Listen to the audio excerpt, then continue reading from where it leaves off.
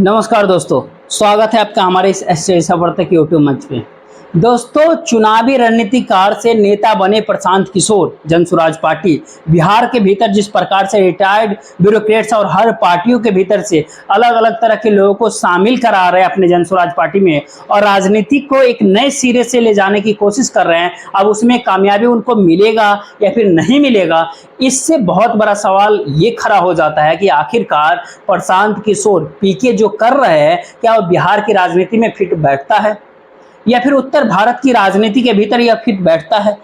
सवाल है कि क्या अधिकांश लोग दिल्ली के उदाहरण देने लगेंगे कि अरविंद केजरीवाल ने ये दिल्ली के भीतर किया और तमाम एस्टेब्लिश्ड पॉलिटिक्स को स्थापित राजनीति को उलट कर रख दिया। आप मत बोलिए कि दिल्ली एक शहर है जहां पर करीब 95% से ज्यादा आबादी शहरी आबादी है, अर्बन पॉपुलेशन है, लेकिन जिस राज्य में 15% भी आबादी भी शहरी आबादी नहीं हो, उस राज्य के भीतर जाकर के प्रशांत किशोर ग्रामीण परिवेश की राजनीति के भीतर स्थापित धर्रे से होने वाली राजनीति माहौल के भीतर अगर इस प्रकार की कोशिश कर रहे हैं, इस प्रकार की प्रयास कर रहे हैं, तो क्या इस प्रयास से उनको कोई लाभ मिलेगा? दरअसल राजनीति के भीतर सेक्युलरिज्म जिस प्रकार से अलग अलग दौर में नेताओं ने जिसको इस्तेमाल किया, चाहे सिंबल कुछ भी रहा हो, एनटी रामाराव से लेकर के अन्ना हजारे को भी सिंबल बनाया गया था और किस प्रकार से उनको इस्तेमाल किया गया, उस सब ने देखा है। लेकिन आज के दौर में जो सिंबोलिज्म यानी संकेतों की राजनीति, प्रतीकों की राजनीति जो करते हुए प्रशांत किशोर बिहार के भीतर नजर आ रहे हैं, क्या बिहार की राइटिंग जमीन इसके लिए तैयार है? दरअसल प्रशांत किशोर जनसुराज पार्टी के सर्वे सर्वा जो कर रहे हैं, जमीन पे जो हकीकत दिखाई दे रही है, कुछ हद तक लोग उनके तर्कों से सहमत जरूर है, लेकिन उनकी राजनीति से सहमत होने वाले अभी बिहार में बहुत कम लोग दिखते हैं। बिहार के भीतर आप किसी भी क्षेत्र में चले जाए, किसी भी हिस्से में चले जाए, सबसे ज़्यादा लोगों की परेशानी का कारण क्या है? सबसे ज़्यादा लोगों की परेशानी का कारण बिहार के भीतर भ्रष्ट हो रहे नौकरशाही से है। चाहे वो नौकरशाही अखिल भारतीय सेवा वाली हो, चाहे वो नौकरशाही बिहार सरकार की सेवा वाली हो, हर जगह लोग भ्रष्टाचार से परेशान है। क्या अधिकारी, क्या उनके मातहत काम करने वाले क्लर्क और प्यून, हर डिपार्टमेंट परेशान है भैया। लेकिन प्रशांत किशोर इस दौर में कर क्या रहे हैं? रिटायर्ड बाबू साहब, बीआरएस ले चुके बाबू साहब और ऐसे ऐसे ब्यूरोक्रेट्स को चुन चुन करके पार्टी के भीतर शामिल करा रहे हैं। बिहार की जनता के भीतर धारणा क्या बनी हुई है? धारणा बनी हुई है बिहार की जनता के भीतर कि ये जनाब लोग तो पहले सिस्टम में जाकर लूटते थे। अब ये बात हम दावा नहीं कर रहे कि लूटते थे या नहीं लूटते, लेकिन आप जनता के चौक चौराहे की मतलब कहने फर्स्ट नुमाइंदों पर, उनके तर्कों पर अगर बात करें, गौर करें, तो एक बात साफ होती है कि लोग कमोबेश यही कहते हैं कि पहले ये अधिकारी लोग सर्विस के भीतर रह करके लूटे, अब सर्विस में रह करके लूटने के बाद अब नेता बन करके लूटना चाहते हैं। यानी उस पाइपलाइन को, उस लूट की पूरे पाइपलाइन को, लूट की माल छूट करके खाओ, इस परंपरा को कहीं ना कहीं जीवित रखना चाहते हैं। तो कहीं ना कहीं राजनीति एक अलग तरीके से प्रशांत किशोर जो करना चाहते हैं, उनकी मुहिम को, उन्हीं के अलग अलग स्टेक, अलग अलग कदम जो उठने वाले हैं, उससे कहीं ना कहीं घाटा होने वाला है।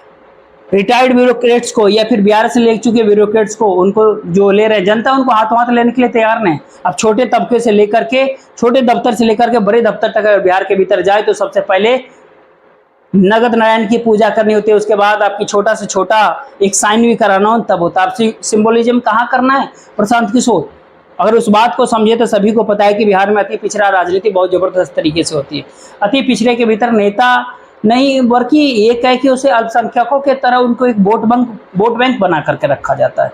जैसे अल्पसंख्यकों को भाजपा का डर दिखाया जाता है, वैसे अति पिछड़ों को भी कहीं ना कहीं एक सेंस ऑफ इंसिक्योरिटी, मतलब एक असुरक्षा की भाव में रखने की कोशिश होती है। उसका फायदा अति पिछड़े जवान से, बाहर से आने वाले नेता, चाहे वो पिछड़े समाज के हो, ज़्यादातर पिछड़े वर्ग के हो, और कभी कभार जो है अग्रवर्ग वर्ग या दलित वर्ग के लोग भी उनके डर का सीमित क्षेत्रों के भीतर ही, सीमित अंदाज में ही दोहन करते रहते हैं।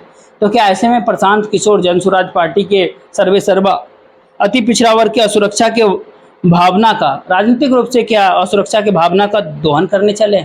ये काफी बड़ा सवाल है। देखिए, प्रशांत किशोर जो कुछ भी बिहार के भीतर कर रहे हैं, निश्चित तौर पे एक आदर्श परिस्थिति है। जिस प्रकार से वो लोगों के बीच जा रहे हैं, बिहार के भीतर पैदल चल रहे हैं, गांव गांव में वो अपना नेटवर्क तैयार कर रहे हैं, अपने लोग खड़े कर रहे हैं, निश्चित तौर पे इसकी एक सराहना की जानी चाहिए थी। लेकिन सवाल है कि उनके साथ जो गांव गांव में टीम तैयार हो रही है, कितने राजनीतिक कार्यकर्ता ऐसे हैं या फिर जिनको कहीं कोई राजनीतिक ठौर ठिकाना नहीं मिल रहा है, वही प्रशांत किशोर से जुड़ रहे हैं?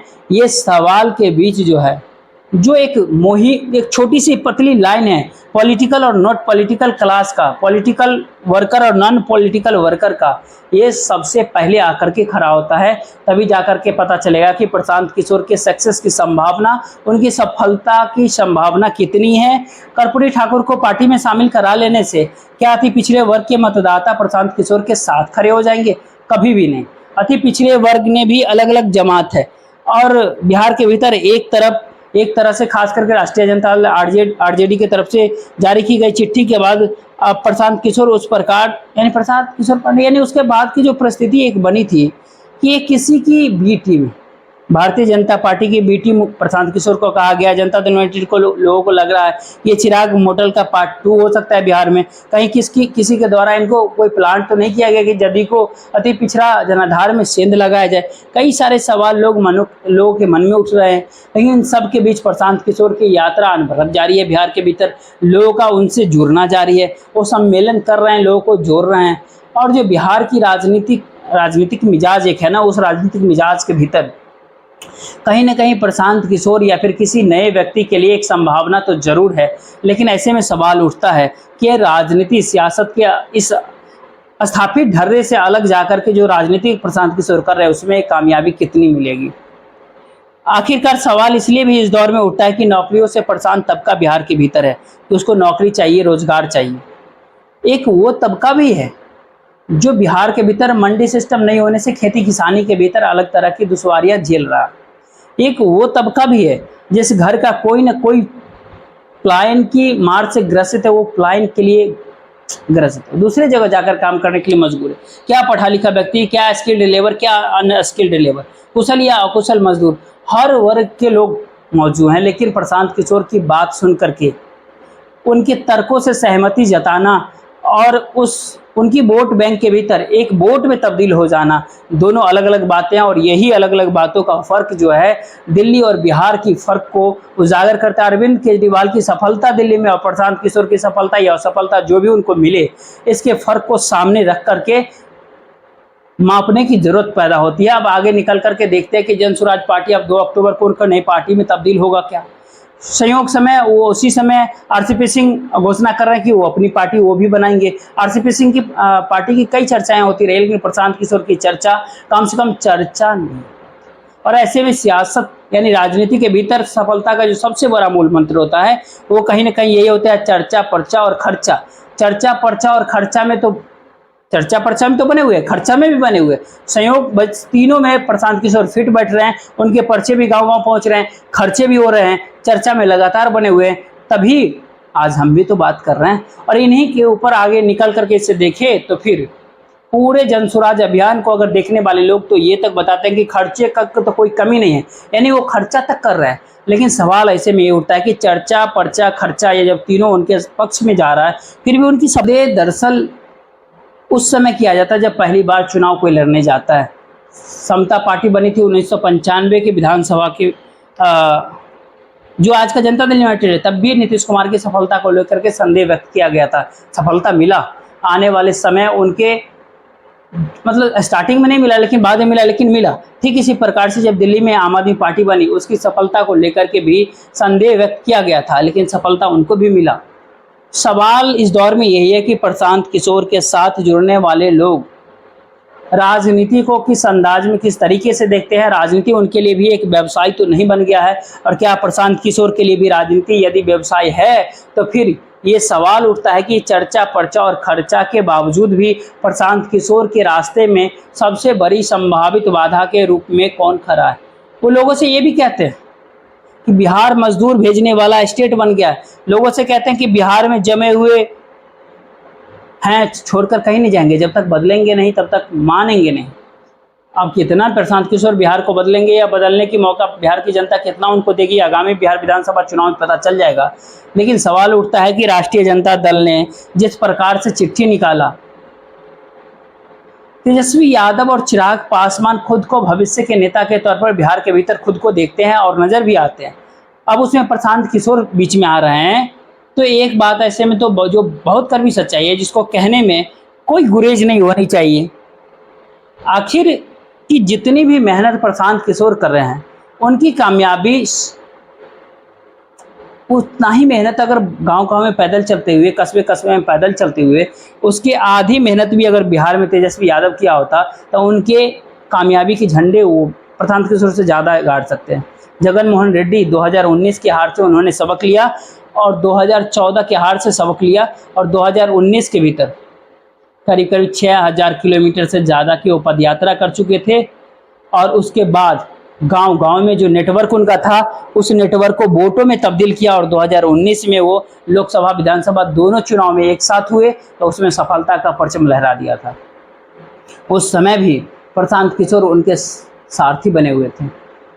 तो ऐसे में आज के दौर में प्रशांत किशोर के अभियान सफल हो या फिर ना हो, राजनेताओं के लिए एक नसीहत जरूर है कि सफलता का कोई शॉर्टकट नहीं होता साहब, और ज़रूरी नहीं कि मेहनत की जाए तो सफलता मिल ही जाए या पहली बार में ही सफलता मिल जाए।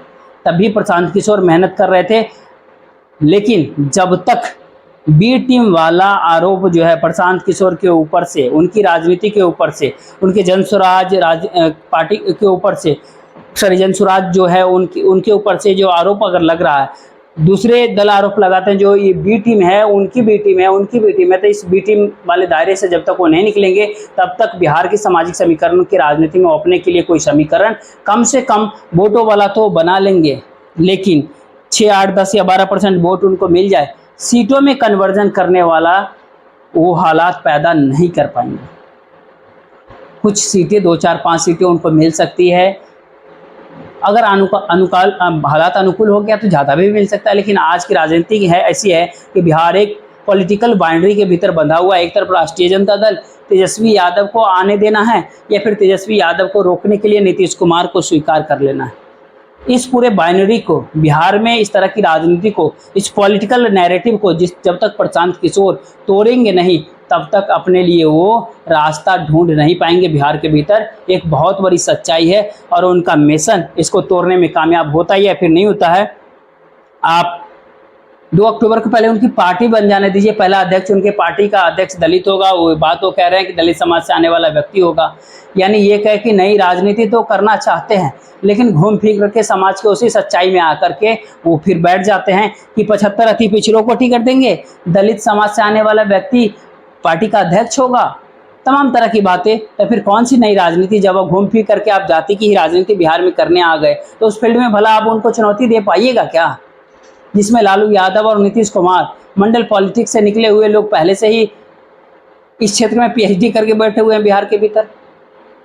आप इस बात को बहुत बखूबी समझ रहे होंगे। बाकी हिंदुत्व की राजनीति करने के मामले में, धर्म की, सांप्रदायिकता की राजनीति करने के मामले में, पोलराइजेशन की राजनीति करने के मामले में कोई भारतीय जनता पार्टी को चुनौती दे पाएगा क्या? बाकी आप इस वीडियो के बारे में क्या सोचते हैं, अपनी राय जरूर दीजिएगा। बाकी इस वीडियो को ज़्यादा से ज़्यादा लोगों तक शेयर कीजिए, वीडियो को लाइक कर लीजिएगा और चैनल को सब्सक्राइब जरूर कीजिएगा। जय हिंद।